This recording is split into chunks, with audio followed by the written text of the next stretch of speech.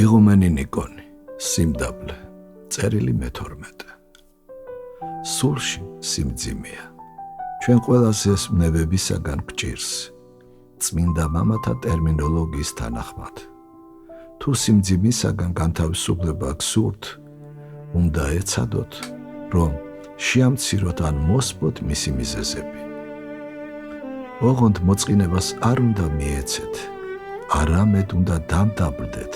საკუთარი დანაშაული და ბრძოლაში სისუსტე უნდა აღიაროთ, ისე მიიღოთ წუხარებები, როგორც გონიერმა ავაზაკმა.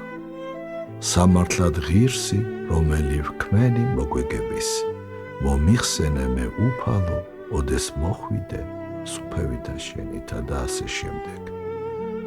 თუ საკუთარ თავს ასე შევხედავთ, ჯერ შემსუბუქებას მივიღებთ, მერე კი ხსნასაც.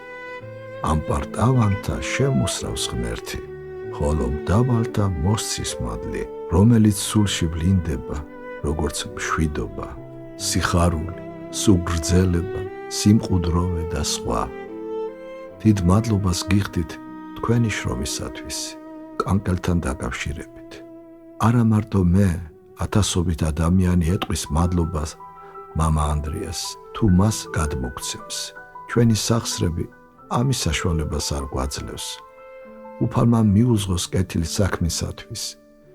გააკეთებს ამას თუ არა, მე მაინც სულით და გულით მადლობელი ვარ მისი კეთილი სურვილისათვის და გამიხარდება, თუ პირადად გავიცნობ მას და მადლობას ეტყვი. უფალი შეგეწიოთ და განუგეშოთ. 1950 წლის 23 ნოემბერი.